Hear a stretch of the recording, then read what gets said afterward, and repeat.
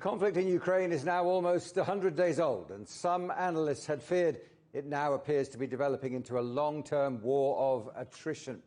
Kiev is refusing to give up territory as part of any peace deal with Moscow, so how are military strategies changing, and what lies ahead for both sides? Well, Dr. Zeno Leoni is a lecturer in defence studies at King's College London. Dr. Leoni, thanks very much indeed for joining us. We're seeing now this savage attack on the city of Severodonetsk. What can we make of that? Is that confirmation that the strategy, the Russian strategy, has completely changed? I don't think so. I think the Russian strategy has changed in late April when the second phase of this campaign started. And now Russia is not focusing anymore on three fronts, north, south, and east of Ukraine, but is only focusing on, mostly focusing on the Donbas and on a part of it. And Severodonetsk is a very important moment because it's one of the biggest cities in that central spot of Donbas. After that, the last bastion for Ukraine defense will be Kramatorsk, another major town in the area.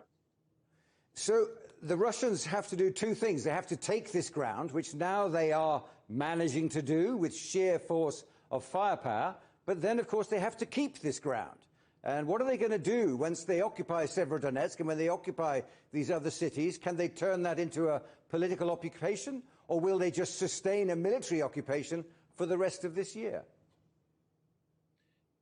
I think they are in a rush. We've seen that in other parts of Ukraine, for example, in the south. They are in a rush to turn those territory, to bring them under their more or less direct administration. And then it will depend on how fierce is the counteroffensive from Ukraine.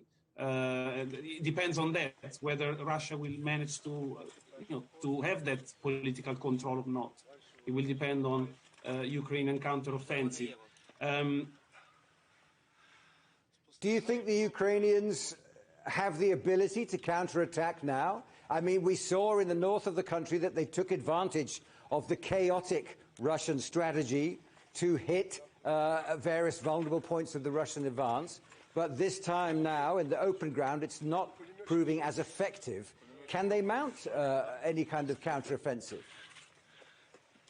Yes. So as I was about to say, I think if we look at the evidence in the previous weeks of this conflict, it tells us that the Ukrainians can fend off Russian attacks and they can do minor tactical gains, counteroffensive. We haven't had any evidence of any major counterattack, so we don't know about that.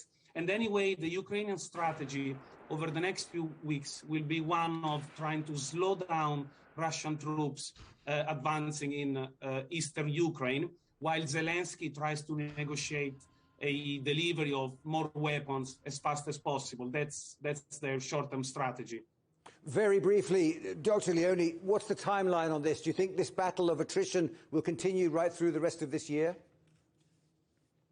Well, that's quite far in time. I certainly think that if Russia continues to succeed, as we've seen in recent weeks, but at this very slow pace, it might take another 1 to 2 months before Russia reaches the border of Donbas and conquer the whole of that chunk of eastern Ukraine.